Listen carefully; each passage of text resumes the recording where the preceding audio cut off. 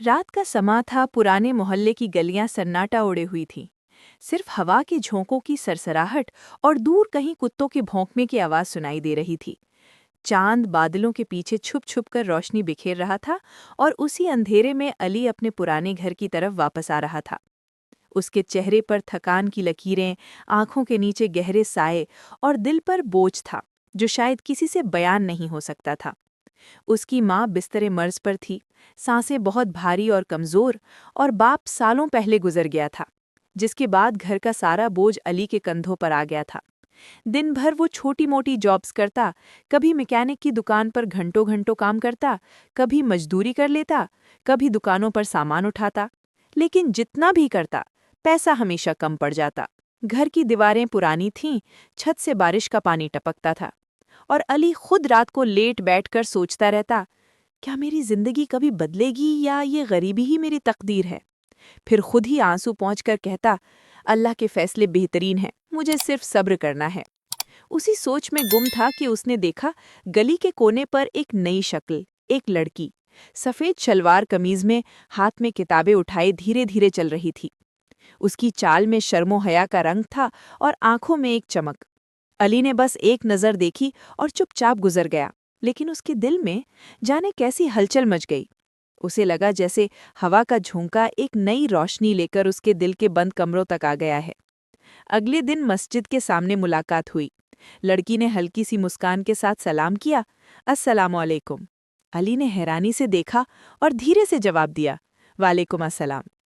दोनों चुप हो गए। फिर कुछ दिन बाद गली के मोड़ पर फिर मुलाकात हुई।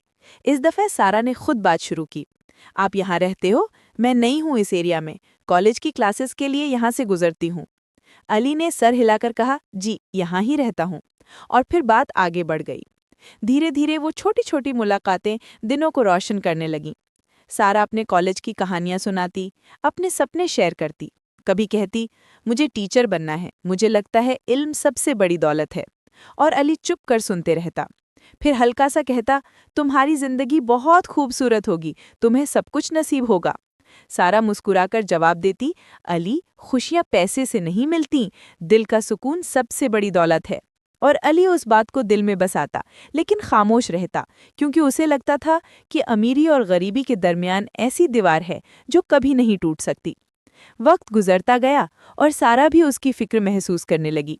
एक दफ़ा जब अली की माँ की तबीयत खराब हुई और अली दुकान से दवाई लेने जा रहा था, तो सारा ने उसे देखा और पूछा, अली सब ठीक है, तुम बहुत परेशान लग रहे हो। अली ने पहले चुप रहा, फिर धीरे से बोला, माँ की तबीयत खराब है, डॉक्टर की फीस और दवा के लिए पैसा कम पड़ रहा है, लेकिन अल्लाह मदद करेगा। सारा की आंखों में आंसू भर आए। उसने कहा, मैं दुआ करूंगी तुम्हारी माँ के लिए। और उस दिन से सारा के दिल में भी अली के लिए जज्बात बढ़ने लगे, लेकिन दोनों ने कभी लफ्ज़ों में इजहार नहीं किया।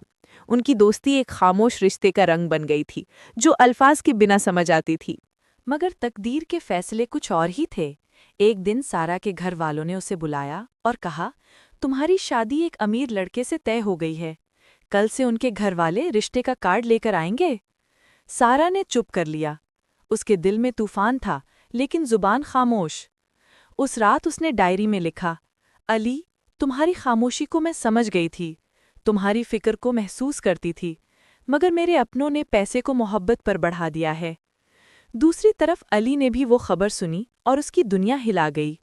उस रात मस्जिद में सजदे में गिरकर रोया, या अल्लाह, अगर मेरी किस्मत में वो नहीं है तो उसे खुशी अता फरमा, मुझे बस इतना सब्र दे दे कि मैं इस गम को सह सकूं।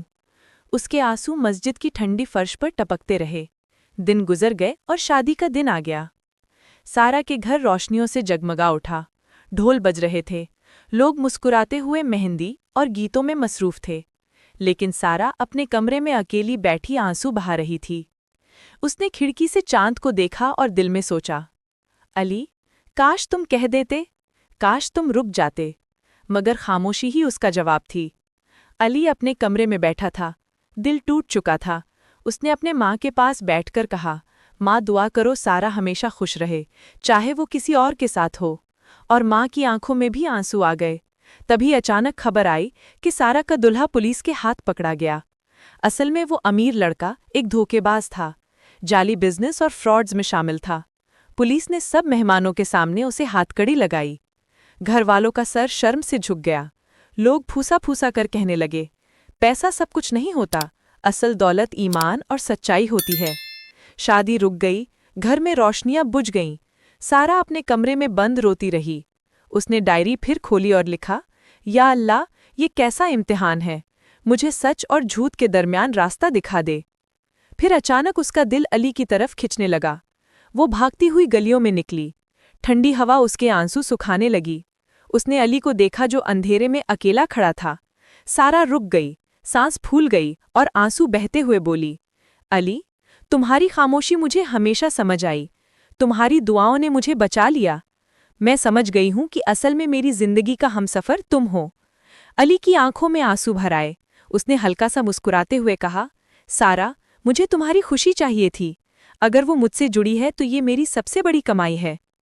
सारा ने रो कर कहा, मुझे तुम्हारी दुआओं की ज़रूरत है। मुझे तुम्हारी ईमानदारी और मोहब्बत चाहिए। पैसे और शोहरत तो धोखा साबित हुए, असल दौलत तुम्हारा दिल है।